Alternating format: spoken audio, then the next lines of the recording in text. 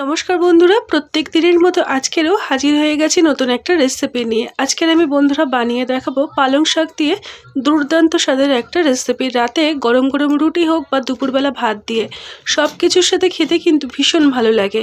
তার জন্য দেখুন বন্ধুরা, আমি এখানে নিয়েছি কিছুটা পরিমাণে পালং শাক, আর এগুলোকে গোটা থাকা অবস্থায় বারে বারে জল পাল্টে ধুয়ে নিয়েছিলাম।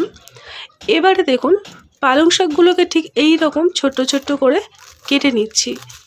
আপনারাও ঠিক এই রকম ছোট্ট ছোট্ট করে কুচিয়ে নেবেন, তাহলে দেখবেন রান্নাটা কিন্তু ভীষণ মাখা মাখা খেতে হবে। দেখুন পালং শাকগুলো এইরকমভাবে আমি কুচিয়ে নিলাম। এবার সমস্ত পালং শাকগুলো একই রকমভাবে আমি অফ ক্যামেরায় কেটে আর বারে বারে জল পাল্টে ধুয়ে নিয়েছি। আজকের আমার পালং শাক রান্না করার জন্য দেখুন পালং শাকগুলো এইরকমভাবে ছোট্ট ছোট্ট করে কুচিয়ে রেডি করে নিলাম। এবারে এর সঙ্গে আমি কিছু সবজি দিয়ে আজকে রেসিপিটি তৈরি করব। এর মধ্যে রয়েছে আলু, শিম, মূলো, কুমড়ো আর বেগুন। তো বন্ধুরা, আপনাদের যদি আলু খেতে সমস্যা হয় তাহলে আলুটা বাদ দিয়ে দেবেন, বাকি সবজি দিয়ে আপনারা এই রান্নাটি তৈরি করে নিতে পারবেন।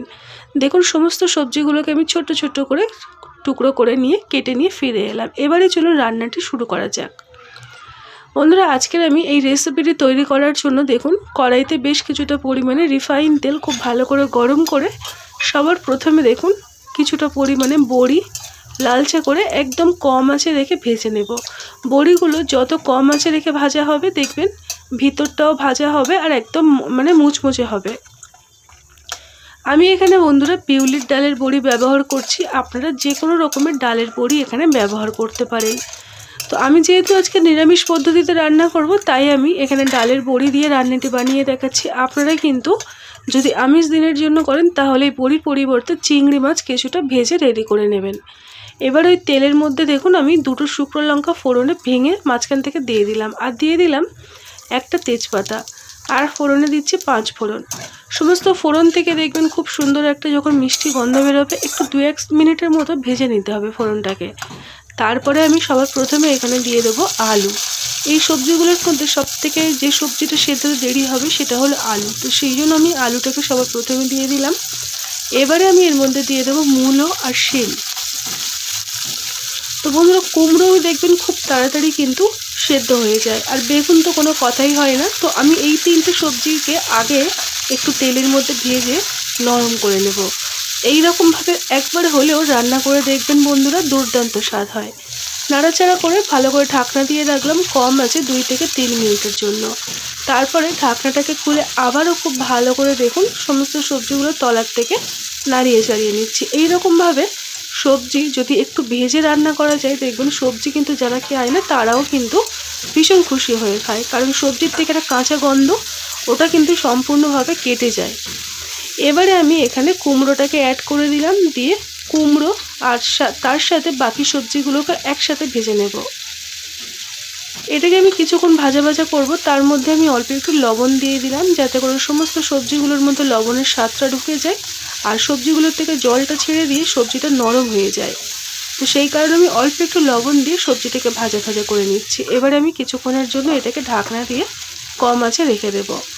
এখনও পর্যন্ত যদি ভিডিওটি দেখে ভালো লেগে থাকে একটা লাইক, আপনার সুন্দর মতামত জানিয়ে আমার পাশে থাকবেন। এবারে দেখুন ঢাকনাটাকে খুলে আবারও খুব ভালো করে সমস্ত সবজিগুলো ভালো করে নাড়িয়ে চাড়িয়ে ভেজে নিচ্ছি। এবারে আমি এখানে দিয়ে দেবো আগের থেকে কেটে ধুয়ে রাখা বেগুন। তো বেগুনটাকে দিয়ে আবারও আমি সমস্ত সবজির সাথে ভেজে নেব। এই রকমভাবে সমস্ত সবজিগুলোকে একে একে একটু নরম করে ভেজে নিলাম। এবারে আমি দিয়ে দিলাম হলুদ গুঁড়ো, জিরে গুঁড়ো, ধনে গুঁড়ো, আর দিয়ে দেবো খুব সামান্য পরিমাণে লাল লঙ্কার গুঁড়ো।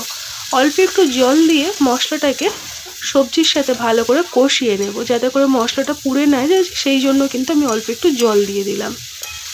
এবারে গ্যাসের ফ্লেমটাকে লো টু মিডিয়ামে রেখে ভালো করে কষিয়ে নেব, যতক্ষণ না মশলাটা কিন্তু একদম সবজির সাথে গায়ে লেগে না যাচ্ছে। এবারে কষানোর সময় কিছুক্ষণ আমি ঢাকনা দিয়ে রাখলাম, প্রায় 2 থেকে 3 মিনিট একদম কম আছে।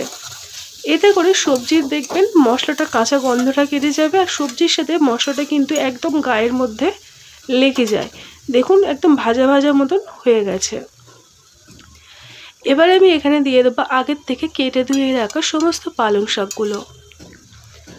পুরো পালং শাকটা আমি এখনও পর্যন্ত দিলাম না, নাহলে কিন্তু নাড়াতে চাড়াতে অসুবিধা হবে। তো সেই কারণে আমি অল্প একটু পালং শাক দিলাম, দিয়ে সমস্ত সবজির সাথে একদম তলার থেকে ভালো করে নাড়িয়ে নিচ্ছি।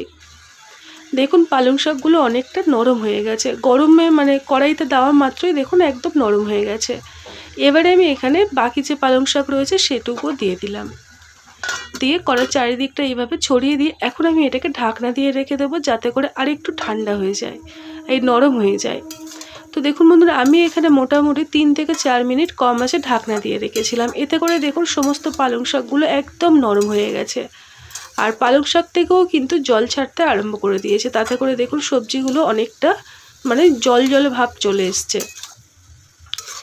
এবারে ভালো করে দেখুন, আমি কড়াইটা একটু নাড়তে অসুবিধা হচ্ছিল, সেই কারণে আমি কড়াইটা শক্ত করে ধরে নিয়েছি, নিয়ে একদম ভালো করে একদম তলার থেকে সমস্ত সবজি এবং পালং শাক ভালো করে নাড়িয়ে চাড়িয়ে নিলাম। এবারে বন্ধুরা আমি এখানে দিয়ে দেব কিছুটা পরিমাণে লবণ, স্বাদ মতো লবণ দিয়ে দিতে হবে। আর দিয়ে দিতে হবে ঝালের জন্য 2-3টে কাঁচা লঙ্কা আমি দেখো হাতের সাহায্যে ভেঙে দিচ্ছি। একদম সহজ সরল একটা রান্না বন্ধুরা, আপনারা একবার হলেও এইরকমভাবে পালং শাক রান্না করে দেখবেন। এবারে আমি এখানে দিয়ে দেবো কাঁচা লঙ্কার সাথে ওই যে বড়িগুলো আমি যে ভিজে রাখলাম, বড়িগুলোকে কিছুটা ভেঙে দেবো আর কিছুটা গোটা অবস্থায় দিয়ে দেবো। এইরকমভাবে বন্ধুরা আপনারা যদি আমিষ দিনের জন্য করেন তাহলে চিংড়ি মাছটা ঠিক এই পর্যায়ে দিয়ে দেবেন। আর একটা কথা, আপনারা যদি বন্ধুরা চিংড়ি মাছ দিয়ে রেসিপি পালং শাকের দেখতে চান তাহলে আমার চ্যানেলে পেয়ে যাবেন। আমি কিন্তু এই 1 সপ্তাহ হলো আপলোড করেছিলাম, আপনারা একবার হলেও দেখে নিতে পারেন। তার থেকেও কিন্তু আমি আপনাদের থেকে ভীষণ ভালোবাসা পেয়েছি, আপনাদের ভীষণই পছন্দ হয়েছিল। তাই আজকের আমি নিরামিষ পদ্ধতিতে পালং শাকের এই রেসিপিটি আপনাদের সঙ্গে শেয়ার করে নিচ্ছি। অল্প একটু চিনি দিয়ে দিলাম, যেহেতু নিরামিষ রান্না একটু মিষ্টি মিষ্টি ভাবটা ভালো লাগে। প্রায় 4 থেকে 5 মিনিট কম আঁচে ঢাকনা দিয়ে রেখেছিলাম, এতে করে সবজির থেকে অনেকটা পরিমাণে জল কিন্তু বেরিয়ে এসেছে। তো এবারে ঢাকনাটাকে খুলে আবারও তলার থেকে সমস্ত সবজি পালং শাক একসাথে ভালো করে নাড়িয়ে চাড়িয়ে নিলাম। আবার আমি কিছুক্ষণ ঢাকনা দিয়ে রাখবো। এই রকমভাবে অনবরত ঢাকনা দিয়ে ঢাকনা ছাড়া মোটামুটি সবজিগুলোকে খুব ভালোভাবে সুসেদ্ধ করে নিতে হবে। এই রান্নাতে কোনো রকম জলের ব্যবহার চলবে না। তো জল ছাড়া সবজির থেকে যে জলটুকু বেরোবে ওই জলে সম্পূর্ণ রান্নাটি কিন্তু তৈরি হবে। এখনও পর্যন্ত যদি ভিডিওটি দেখে থাকেন বন্ধুরা তাহলে আপনাকে অসংখ্য ধন্যবাদ। আর ভিডিওটি দেখে যদি ভালো লেগে থাকে তাহলে চ্যানেলটিকে সাবস্ক্রাইব করে রাখতে পারেন এই রকমই নানা রকম ঘরোয়া রেসিপি পাওয়ার জন্য। তো দেখুন বন্ধুরা, আমি এখানে আর ঢাকনা দিচ্ছি না, ঢাকনা ছাড়াই এটাকে আমি একটু শুকনো শুকনো করে নেব, মানে একদম মাখা মাখা তৈরি করে নেব। তার জন্য কিছুক্ষণ পরে পরে আমি দেখুন অনবরত নাড়িয়ে চাড়িয়ে নিচ্ছি। এইভাবে পালং শাক বন্ধুরা একবার হলেও রান্না করে দেখবেন, দুর্দান্ত স্বাদ হয়। আর বাড়ির ছোট থেকে বড় সবাই কিন্তু ভীষণ খুশি হয়ে খায়। তো দেখুন বন্ধুরা, পালং শাক মোটামুটি কিন্তু আমার রান্না কিন্তু হয়ে এসেছে, এই রকম মাখা মাখা হবে। এবারে আমি একটা বাটির মধ্যে এটাকে সার্ভ করে নিচ্ছি। দেখুন বন্ধুরা কতটা লোভনীয় দেখতে হয়েছে, সত্যি কথা বলতে ভীষণ ভালো লাগে। আর পালং শাকে কিন্তু সবজিতে প্রচুর পরিমাণে ভিটামিনস বা প্রোটিন আমরা পেয়ে থাকি। আজকের আমার পালং শাক রান্না একদমই তৈরি হয়ে গেল। আজকের মতো কিন্তু এই পর্যন্ত।